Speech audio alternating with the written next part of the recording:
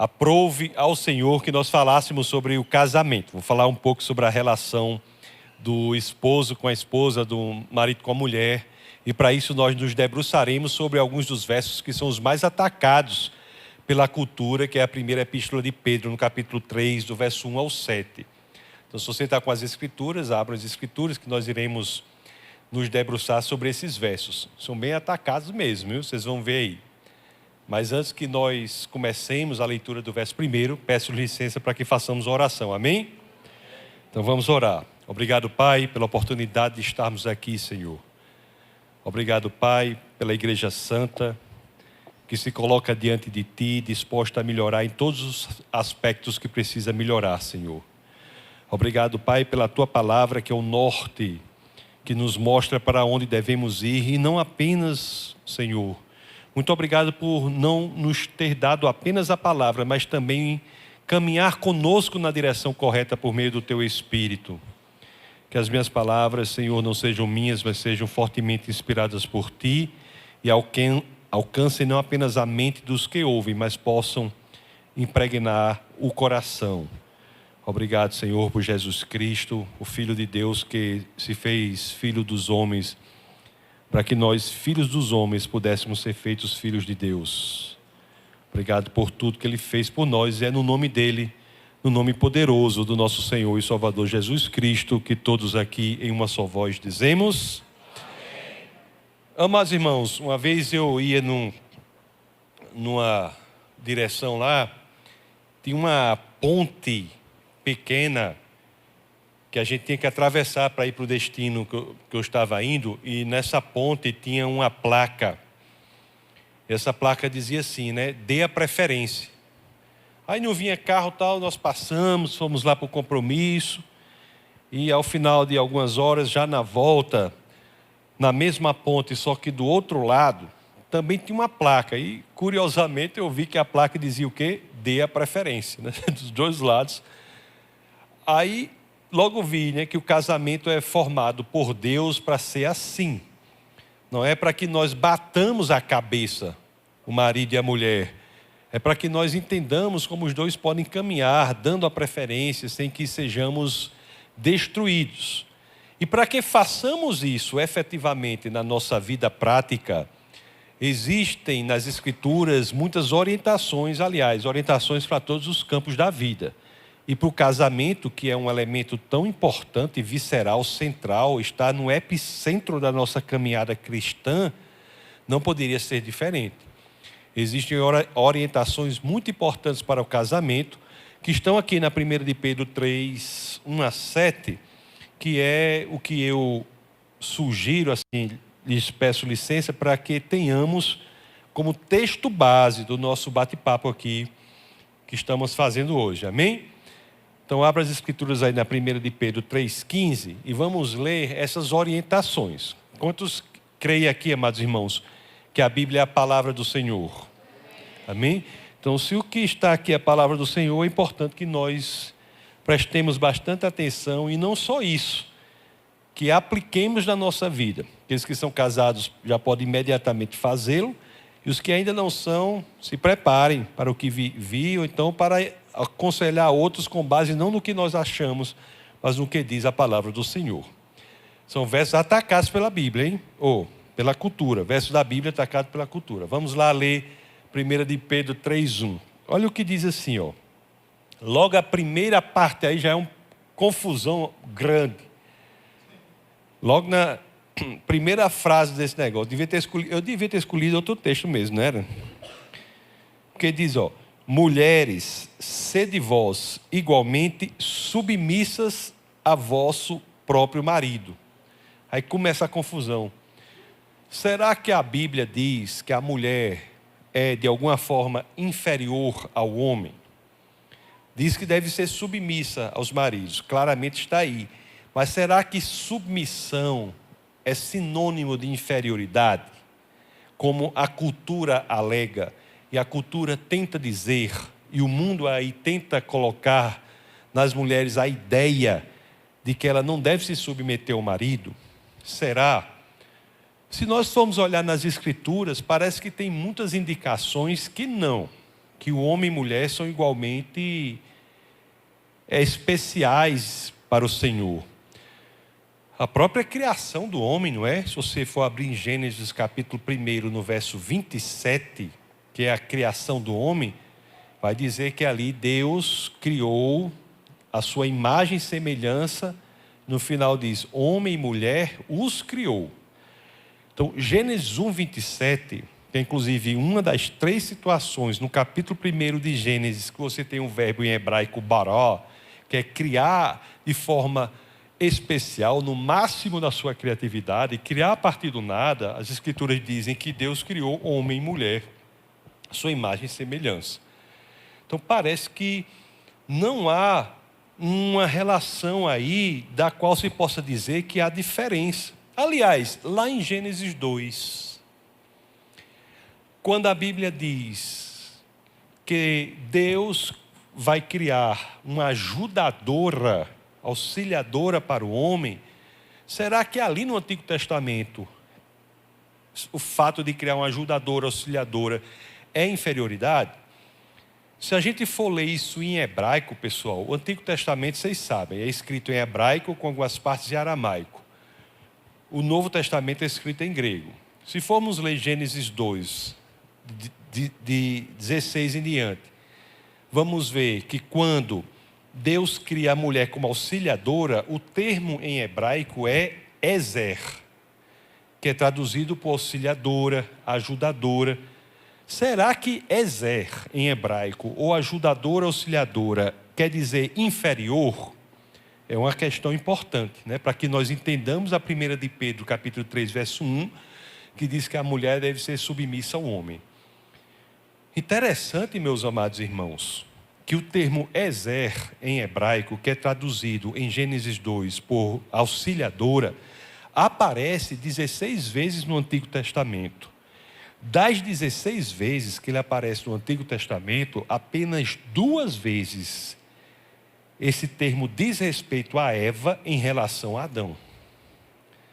Então, para que nós entendamos se esse termo ezer quer dizer inferioridade, uma boa estratégia é nós investigarmos as outras aparições de ezer, as outras 14 aparições de ezer, para ver se nessas outras 14 aparições de ezer há claramente uma denotação de inferioridade, porque se houver, nós forçosamente teremos de aplicar a mesma interpretação para as situações em que ezer se aplica a Eva. Vocês estão me entendendo? Então mesmo? Diga, viu? Às vezes eu falo as coisas nem eu entendo, vocês digam aí, viu? É muito importante. Vocês dizem, não sei se no culto pode ter esse ritual, esse rito, mas se não tiver, levanta mais. Repita aí, por favor, né? Assim que fala, né? Então, das 16 vezes, essas 2 dizem respeito a Eva em relação a Adão. As outras 14 dizem respeito a quem? Como auxiliador, ajudador. Sabe a quem dizem respeito as outras 14 situações de ezer?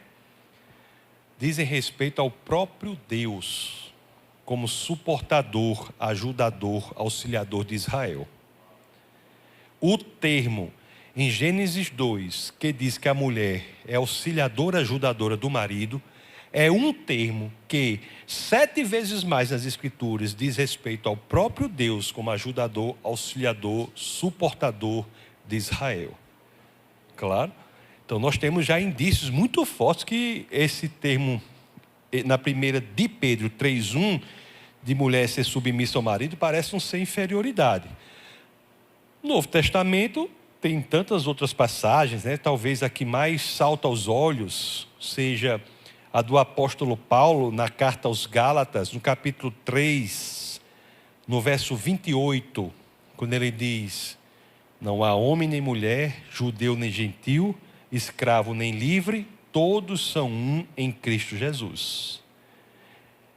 Mas o que é ser submisso então? Será que nós já vimos que não é ser inferioridade, né? Tem inferioridade. Uma técnica que a gente pode usar também, uma estratégia para saber o que é submisso, talvez seja nós investigarmos o original. Quando lemos em grego, a 1 de Pedro é em grego, já disse para vocês, né, que os 39 livros do Antigo Testamento são escritos em hebraico com algumas partes de aramaico, e os 27 do Novo em grego. Quando nós olhamos para o termo em grego, a palavra que é traduzida por submisso, ou as mulheres sejam submissas, o termo em hebraico é upotasso. Upotasso. Mais uma vez, amados irmãos, esse mesmo termo do Novo Testamento, upotasso, se refere, sabe a quem em outras situações? Ao próprio filho, quando diz que ele se submete ao pai. Mesmo termo. Não são termos diferentes que são traduzidos. O próprio filho, quando se submete ao pai, é upotasso. Então não é inferioridade.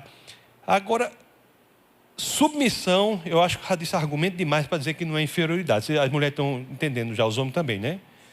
Então pronto. Agora, o que é submissão? Seria bom para que nós entendêssemos o que era submissão, se a Bíblia desse um exemplo de quem é uma mulher submissa, aprovada pelas Escrituras, para que nós soubéssemos o que é submissão. Será que submissão é não ter vontade própria? É a mulher não ter vontade própria? O que é submissão?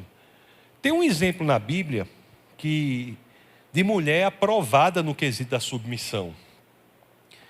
Aliás, esse exemplo está até no texto de hoje. Aí eu vou pedir um favor para vocês, não sei se vocês não concordarem, que a gente leu a primeira parte da 1 de Pedro 3:1, eu peço-lhes licença para que pulemos para a segunda parte de 1 de Pedro 3:5 e leiamos 1 de Pedro 3:6. Mas depois a gente volta para 1, tá certo? Não vou abandonar as coisas lá não, viu? Tá certo? Pode ser assim? Vocês concordam? Então vamos pular para 1 de Pedro 3:5, na segunda parte. Vamos ver se a gente acha um exemplo lá de mulher submissa. Olha o que diz aqui, ó. A partezinha final diz assim, ó.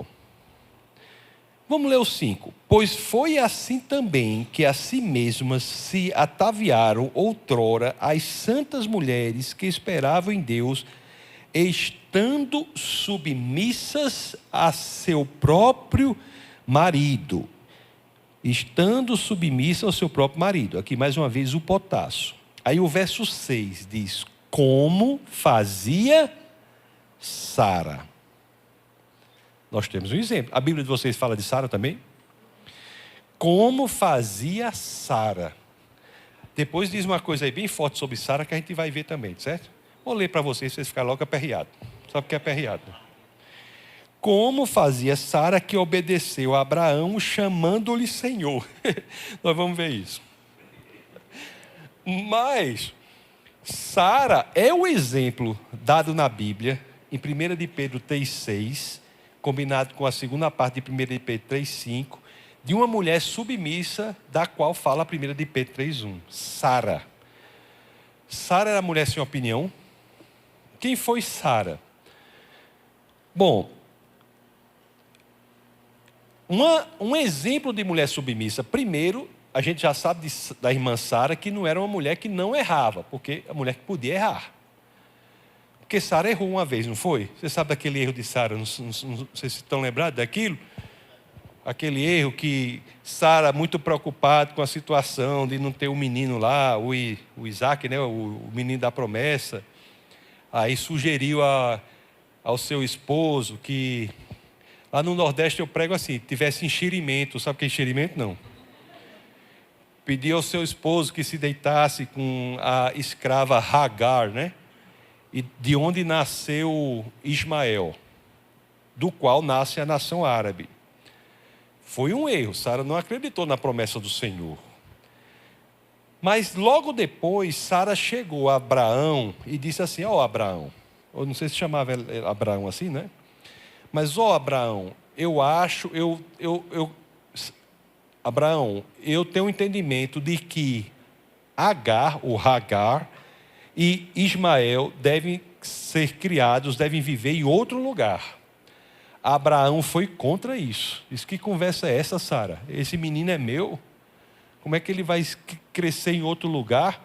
Aí Deus fala a Abraão e diz assim, Abraão, o que Sara está pedindo a você é a minha vontade.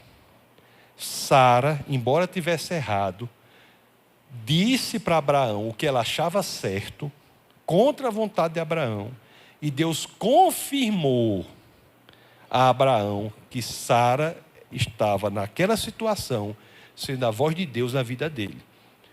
Então a mulher submissa não é aquela mulher que não fala. É aquela mulher que chega para o esposo quando ele está eventualmente fazendo algo errado, seguindo um caminho que ela entende que não é errado, e ela fala para o esposo. Mulher submissa não é uma obediência cega, mas é um entendimento que a missão dela deve estar na missão do esposo, ajudando-o. E sempre que o esposo for por um caminho que ela não entenda certo, é dever dela, inclusive, ser a boca de Deus na vida do esposo. Amém? É um grande aprendizado isso aí, tá vendo? Ó. Agora, só se for coisa importante, viu, mulher? Não vai reclamar. Deus está falando que tira a toalha molhada. Deus está falando, não é? Não é verdade? Deus está falando, né? Nem vai levando as coisas do passado. Tinha até um rapaz que eu conhecia que a mulher brigava tanto com ele, que ele foi reclamar, pastor, com um amigo, disse assim: rapaz, você não sabe, minha esposa, ou mulher histórica. Aí o cara falou: você não quer dizer que é histérica, não? Aí disse: não, é histórica mesmo, porque fica levantando as coisas do passado. É uma historiadora essa mulher. Fica levantando as coisas do passado, né? Ou mulher histórica. Mas não é isso, né? Então diz aqui, aí diz assim, ó, eu vou ter esse verso 6, vamos continuar, porque diz assim, ó, que obedeceu a Abraão chamando-lhe Senhor. Eu estou dizendo para você, mulher, começar a chamar seu esposo de Senhor, mas qual é o princípio por trás disso? Ó, pessoal, o amor é muito importante para o casamento, não preciso nem falar, isso é óbvio, né? O amor é o máximo ético possível, não há nada mais sublime do que o amor. Aliás, Deus é amor. 1 de João, capítulo 4, verso 8. Isso se repete 16 versos depois. Na 1 de João 4,16 diz: Deus é amor. O amor é essencial para o casamento, mas não é para o homem se sentir amado que está na primeira prioridade. Entendeu, mulher? Não é para o homem se sentir amado que ocupa a primeira prioridade no casamento. Ele tem que se sentir amado. Ele não gosta de se sentir odiado, não. Está entendendo, né? Eu estou dizendo que não é se sentir amado a primeira prioridade dele. Para a mulher é se sentir amada, segura, protegida.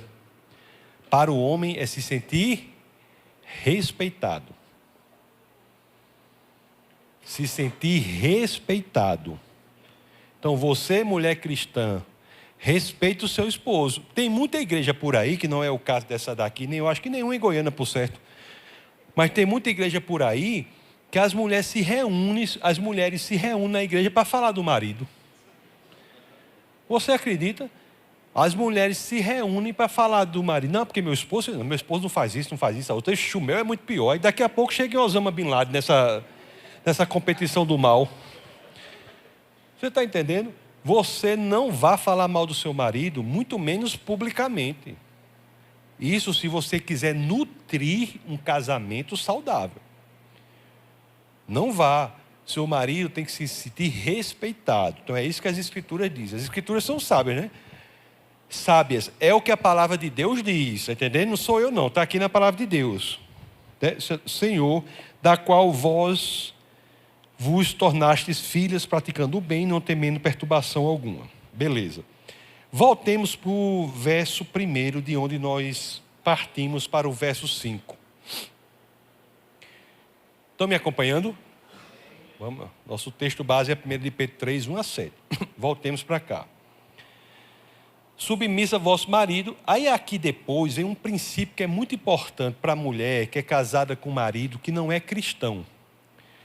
E aí eu vou dizer um negócio para vocês que não está aqui. Aí vocês aceitem se quiserem. Se não quiser também, eu não sou uma pessoa carente, vou ficar triste não, viu?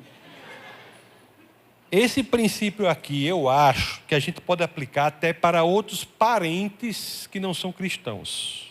Certo? Mas vamos ver qual é o princípio. Para que, se ele ainda não obedece à palavra, 1 de Pedro 3,1, seja ganho sem palavra alguma por meio do procedimento da sua esposa. Isso é muito forte. Se você, mulher cristã, é casado com um marido que não é cristão, você quer ganhá-lo para o Senhor, a Bíblia está dizendo que a sua ferramenta mais poderosa para ganhá-lo para o Senhor não são as suas palavras, mas o seu procedimento. O que quer dizer? O marido não é crente, aí você todo domingo, bora para a igreja, seu caba, não sei o quê. Aí o marido chega em casa cansado do trabalho, o marido não é crente, aí você vai botar música gospel num volume mais alto. Não é o que a Bíblia está dizendo. É o seu procedimento que fará com que haja o constrangimento diante do amor. E o verso 2 diz: ao observar o vosso honesto comportamento cheio de temor. Eu acho, sabe, pessoal, vocês têm essa convicção na minha experiência pastoral, que nós podemos, com um grau importante de segurança, ampliar esse princípio para demais membros da família que não são convertidos, como um filho. O proceder fala muito mais forte, tá? Da família, né? Você tem que proclamar a palavra da salvação para o mundo perdido. Mas às vezes na família o proceder é muito mais forte. O proceder é importante para tudo. A 2 Timóteo, capítulo 3, no verso 10, o Paulo escreve para Timóteo dizendo assim: Timóteo, você tem seguido de perto a minha doutrina, ou o meu ensino, algumas traduções trazem. E logo depois diz, a minha conduta. Então a conduta nossa enquanto cristãos tem que espelhar o nosso ensino. A nossa doutrina tem que ser exteriorizável pelo comportamento, por nossa conduta, pelo nosso proceder.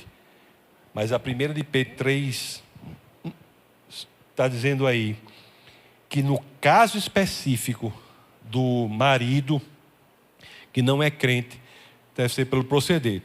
Beleza? Agora eu vou entrar num negócio tão perigoso que eu vou tomar uns goles d'água, porque se não for é problema. Olha o que diz aqui a 1 de Pedro 3. Misericórdia, pastor. Tem segurança aqui na igreja para garantir a minha saída?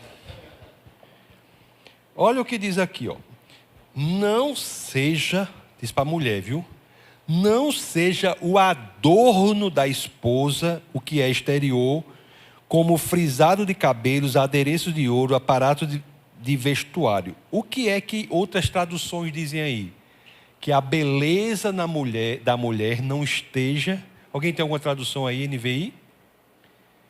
Que a beleza da mulher não esteja em adornos exteriores, como trançados dos cabelos, vestidos, etc, etc. Certo? A Bíblia está dizendo, ao dizer que a beleza da mulher não esteja nos seus adornos exteriores, a Bíblia está dizendo que a mulher, para andar igual um tribufu, está dizendo? A Bíblia está dizendo que a mulher é para andar com os cabelos tudo arrepiado, está dizendo? Hein? Sem raspar as axilas, igual as feministas, está dizendo? Está dizendo isso ou não? Hein? O que é que ela está dizendo? Que a mulher não pode cair na tentação, na armadilha de achar que a sua beleza não está nela, mas sim em coisas exteriores a ela. Entendeu? A grande armadilha para a mulher é achar que a beleza, a essência da beleza dela não é ela. Que a essência da beleza dela é algo exterior a ela. Você pode se enfeitar como quiser. O marido, inclusive, a gente vai ver depois que tem que honrar a mulher, tem que dar dinheiro para a mulher ir para o salão. Tem que fazer isso. Você tem que estar bonita para o seu esposo. Agora, você não vai achar que isso é sua beleza. Não. Você não vai achar que o que não é você é a sua beleza, não. A sua beleza é muito mais do que isso. Sua beleza é muito mais do que isso. A sua beleza é tão poderosa que o tempo não a deteriora. É o que as Escrituras dizem. Olha o que as Escrituras dizem. Diz aqui, ó. Seja, porém, no seu caráter o que está no seu coração, unido ao incorruptível trajo de um espírito manso e tranquilo. A Bíblia diz que a sua beleza deve estar no seu caráter interior, no comportamento calmo, manso e tranquilo. A gente vê como é que termina esse verso aqui. Que é de grande valor diante de Deus. Tem lugar que eu prego isso, dizer que a beleza da mulher está no comportamento, em caráter interno dela, no proceder manso e tranquilo. Tem lugar que eu prego isso que é um problema, porque as mulheres chegam assim e dizem: pastor, você não sabe, eu sou igual uma bomba atômica. Assim, diz que a mulher é braba que são um siri na lata, sabe como é? Vocês já colocaram um siri na lata? Não? Você pega um siri, coloca numa lata, você vai ver o que é uma brabeza. Eu sou brabo igual um siri na lata. Ser manso e tranquilo é ser abestalhado, é ser sem poder, sem ímpeto. Não, é o quê? É ter tudo isso, mas manter sob controle. Amados irmãos, só há a virtude do domínio próprio do que tem, para quem tem o que dominar. Quem não tem o que dominar, por um pressuposto lógico, não haverá de como, no mundo das possibilidades, exercer domínio próprio. Não é verdade? O homem, por exemplo, hoje em dia, em outros contextos, a gente fala que tem muitos homens hoje que estão absolutamente desmasculinizados. Parece uma casquinha de ovo. Qualquer coisa é um horror. Não é verdade? Um homem desse não pode exercer domínio próprio. É isso que eu digo. Então, as pessoas têm que ter o que dominar. A mulher pode ser como for, mas mantenha tudo sob controle. Ah, pastor, me dê um exemplo na Bíblia de alguém que fez isso. Esse é fácil achar, né? Porque tem uma pessoa na Bíblia que podia destruir todo o universo com a sua palavra, mas manteve tudo sob controle para morrer por nós na cruz. Uma só palavra e destruía todo o universo. Manteve tudo sob controle. Está entendendo, irmão? Vocês estão entendendo? Estão concordando? A mulher braba não concorda logo não, mas depois aos poucos vai concordando. Não é? Aí entramos aqui, nós lemos aqui o 4, já lemos o 5 e o 6, não foi? Vamos ler o 7 agora, que é o último verso, e esse agora fala do marido. Pastor, agora fala dos homens agora. É interessante esse verso aqui, eu acho, sabe? Eu acho muito interessante. Porque esse verso, já para dando orientação ao marido no casamento, ele já começa com um direcionamento. Que é assim, maridos, vós, igualmente, vivei a vida comum do lar com discernimento. A primeira orientação da Bíblia para o marido é viver com a mulher com sabedoria, com discernimento, sabendo entender a mulher que Deus deu para ele. Porque não é fácil, irmão. Não é? A Bíblia vai até as profundezas da nossa psique, aos labirintos mais obscuros da nossa existência e diz assim para o marido: meu filho, você vai casar, está aqui, tem que ter sabedoria, discernimento para viver com sua mulher, porque o casamento é muito bom, mas não é fácil. Tem até um pastor que eu vi ele falar uma coisa que não é bíblico, né? E ele sabe que não é bíblico, mas é uma história interessante, que diz que casamento é um negócio tão difícil, que diz que antes de Jesus vir, teve uma reunião lá no céu da Trindade, né? Uma conferência lá da Trindade, e o pai chegou para o filho e diz: olha, Jesus, você vai ser humilhado, vai ser cuspido, vai ser chicoteado, vai ser traído pelas pessoas, você vai se casar. Aí diz que Jesus disse: não, pai, não. Essas outras coisas, tudinho aí eu aceito, mas casar não. Casar não, pai. Aí disse que o pai tirou essa parte aí: tudo bem, meu filho, então tudo bem, você vai ficar solteiro mesmo. Aí mandou o filho, né? Mas aquele que vai... Isso não é bíblico não, viu, irmão? Tá, você deixa... Viu, pelo amor de Deus, viu? Isso não é bíblico não, viu? Não tem, a Bíblia não fala dessa reunião da Trindade não, viu? Mas diz aqui, ó, viver com discernimento. Discernimento, sabedoria. Nós temos que ter sabedoria para viver com nossa esposa, porque cada dia é uma coisa diferente. Né? As mulheres são, como todas as mulheres do mundo, têm objetivos, têm medos, têm situações, têm tudo. Nós temos que ter sabedoria. Cabe a nós. Cabe a nós. A mulher é como um termômetro. Ela é muito boa nessa parte aí, porque tem situação que o homem não vê, a mulher vê, o homem não vê. Por isso que é muito importante o casamento. O homem não é tanto um termômetro, ele às vezes não vê as coisas. Mas ele é como um termostato. Ele é chamado não para identificar a temperatura, mas para agir, para que a temperatura não suba acima do máximo aceitável. Entendeu? Cabe ao homem. O homem tem que ser homem. É por isso que você procure um homem que assuma a liderança.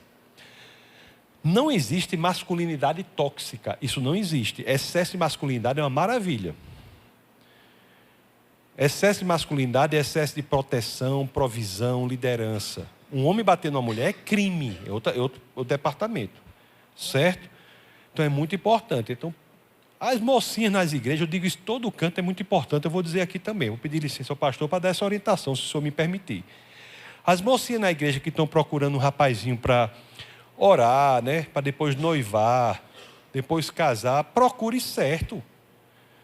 Porque o casamento, o homem tem que assumir a liderança. Lá em Efésios, no capítulo 5, no verso 25, diz que o homem deve amar a esposa como Cristo amou a igreja, sendo capaz de se entregar por ela. O padrão bíblico de casamento é do homem que assume a liderança e é capaz de morrer por sua esposa, capaz de morrer por sua família. Aí eu vejo as mocinhas em muitas igrejas procurando um rapazinho para orar, né? Passar a vida. Aí está procurando um rapazinho que usa maquiagem. Rapazinho que usa maquiagem não vai morrer por você nunca, meu. Não vai morrer. Não pode ser uma pessoa muito boa, não sei o quê, mas para o modelo bíblico de casamento não presta. Outras procuram um rapazinho como que está procurando uma amiguinha para ficar de mão dada vendo dorama e os dois chorando.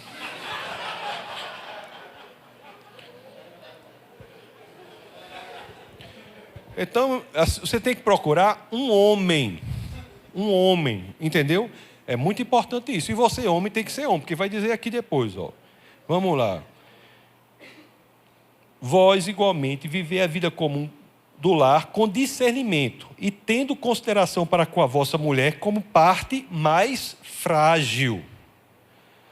A mulher é mais frágil fisicamente, é mais frágil emocionalmente. Ela não é mais frágil intelectualmente, mas fisicamente e emocionalmente ela é mais frágil. Então você, homem, não é para botar a mulher no meio da confusão não e sair de cena não. Tem homem que bota a mulher para resolver a bronca e desaparece. Isso não é papel de homem, não. A mulher não é forjada para enfrentar essas situações. Olha, pessoal, eu vou dizer um negócio estatístico. Grande parte, a maioria dos problemas de casamento na igreja do Senhor decorre do fato do homem não assumir o papel de homem. Entendeu? O homem não decidir. Não é para você ser um tirano, não.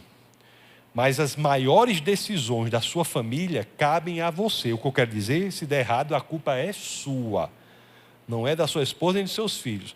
Você decide e vai a turma toda atrás de você. Porque você é o responsável. Agora o homem tem que decidir nos melhores interesses da sua esposa e da família.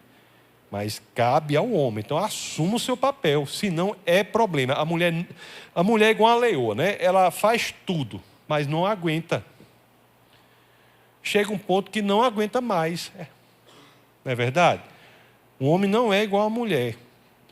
Nem pode se transformar, né? Ainda tem isso também, que hoje em dia o povo diz, né? Nós vivemos a psiquiatrização do mundo, não é verdade? Os dois estão tomando conta, né? Dizer que um homem pode ser uma mulher é de uma absurdidade tamanha que não sei como é que... Um homem pode se transformar num homem efeminado, uma mulher pode se transformar numa mulher masculinizada, mas o homem não pode se transformar numa mulher, e o homem tem que exercer o papel de homem. Tem muito homem hoje que parece uma casquinha de ovo, é frágilzinho demais. Uma vez na igreja chegou um rapaz que não queria assumir as responsabilidades com a noiva dele, né? Que era para ser esposa já. Aí chegou para o rapaz, disse: você sabe, né, pastor, que eu sou jovem. Eu disse: quantos anos você tem? Ele: 28. Eu disse: meu filho, você não é jovem, não. 28? Eu nem aloprei, só que aloprar, nem exagerei, né? Porque eu era para ter dito a ele: olha, Alexandre o Grande, com 18 anos, tinha conquistado metade da Macedônia. Acaba com 28 anos, não quer assumir a responsabilidade. Antigamente você perguntava para um rapaz assim qual é o seu objetivo. O objetivo dele era casar, ter uma família, comprar uma casa, um trabalho, um carro, era isso. Uma vez eu perguntei para um rapazinho, 20 e poucos anos, sabe qual era o objetivo de vida do pessoal aí que está tendo? Comprar um tal de apartamento que nem parede tem no meio, bem pequenininho, que aqui não presta, uma coisa sem parede. Eu não queria uma coisa sem parede no meio. Comprar uma coisa bem pequenininha, sem parede nenhuma no meio, morar sozinho com um gato castrado. Isso é coisa... E você veja o que é que o gato tem a ver com isso.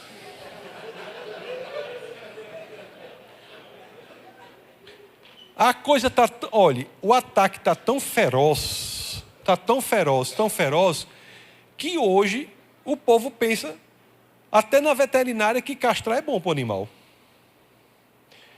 Uma vez levei um cachorro, né? Para cortar as orelhas e o rabo, para ele ficar com cara de mal. Veterinário, né? Levar o cachorro para ficar com cara de mal, né? Doutor, eu queria que o senhor cortasse as orelhas e o rabo do meu cachorro. Aí eu recebi uma lição, né? Não, o senhor não sabe, porque o Conselho Nacional de Veterinária já determinou que isso é uma crueldade, não sei o quê, ninguém pode cortar o rabo na orelha do cachorro, não sei o quê. Aí deu uma lição maior do mundo, disse: senhor, muito obrigado, eu não sabia. Não sabia que agora chegou a esse ponto. Muito obrigado, Deus abençoe, tenha um bom trabalho. Eu voltando lá ia com o cachorro. Eu não cheguei, irmãos, na porta de saída do consultório, o médico falou lá de trás: e não vai castrar, não? Eu disse: agora pronto. Fazia 1 minuto, o senhor não queria cortar o rabo e as orelhas do cachorro, agora já está todo interessadozinho em cortar os documentos do cachorro. Não é verdade? Irmão, com todo respeito, se fosse o senhor, se fosse para cortar suas orelhas, os seus documentos, ia preferir o quê? Ia dizer: leve as 2 orelhas, não é não? Então é isso. Tem que ter muito cuidado com essa situação, pessoal. O mundo está assim. Tratai-a como parte mais frágil, tratai-a com dignidade, que no hebraico, no grego aqui, é honra, quer ver? Tratai-a com honra, pois sois juntamente herdeiros da mesma graça da vida. Tratar a mulher com honra, com dignidade. Entendeu? Eu falei que o homem tem que amar a esposa. Tudo bem. Mas não é só isso. Tem que tratá-la com honra. Colocá-la numa prioridade. Aquilo que eu falei, assim, que tem a verdade. Você dá o dinheiro para ela ir para o salão, se ela quiser. Fazer essas coisas. A mulher tem que ser tratada com dignidade. Uma vez, chegou um casal para se aconselhar, né?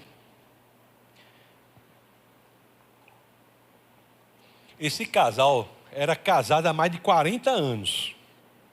Se aconselhar sobre o casamento deles. Aí o que eu vou dizer, né? Assim, o bom do pastor que ele não diz o que ele acha, ele diz o que está na Bíblia, né? Porque às vezes dá vontade de dizer o que eu acho, de meta a paulada na cabeça, mas não pode dizer essas coisas, o que está na Bíblia, quem tem que dizer. Aí chegou o casal, casado há mais de 40 anos. Problema no casamento. Eu achei assim tão interessante, né? E eu sabia, conhecendo, eu sabia que ele era capaz de morrer pela esposa dele 500 vezes se precisasse. Não era esse o problema. Aí chegou, os dois sentaram, aí eu falei, né, para a senhora lá, de dona, aí falei o nome dela, qual é o problema, o que é que está havendo? Vocês casados há tanto tempo, né? Já com filhos, netos, bisnetos, uma família tão bonita, tal. Aí ela resumiu, né? problema. Ela foi muito sintética. O que é impressionante isso aí, né?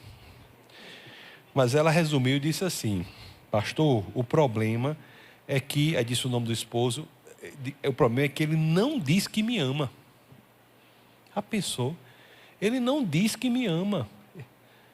Aí eu disse, mas o senhor, por que o senhor não faz isso? Aí ele falou, ele lá do Nordeste também, né, do sertão. Aí eu disse, pastor, no dia em que eu casei com ela, eu disse que amava. E se eu mudar de ideia, eu comunico. Não é assim, irmão. Não é assim, irmão. Você está entendendo? Ele amava a esposa, era capaz de dar a vida por ele, mas custava tratá-la com honra, com dignidade. Ela queria ouvir o que ela já sabia, mas tem que dizer, entendeu? Aí o irmão lá tem que dizer. E é interessante aqui o final, já indo para o último texto, né? O último trecho do texto, que tem uma coisa aí muito séria. Se você tiver com a Bíblia aí, vocês vão ficar chocados, né? Porque olha o que diz aqui o texto no casamento. Se nada disso que o homem fez, que eu disse aqui, convenceu o homem, olha o que é que diz aqui no final, ó. Diz assim, diz para o homem, faça isso, isso, isso, isso. Aí no final diz, para que não se interrompam as vossas orações. A sua Bíblia está dizendo isso, irmã? Tá, né? Dizendo isso tudo, não está? Se o homem não desempenhar um papel bíblico no casamento, qual é a consequência, segundo as Escrituras? As orações dele serão interrompidas. Engraçado que quando eu me converti, isso já há algum tempo, eu frequentava uma igreja lá, tinha um casal lá, que a gente ficou muito, eu e minha esposa, né, nós ficamos bem amigos deles, mas era um casal assim, bem idoso, né, mas assim, pessoas maravilhosas.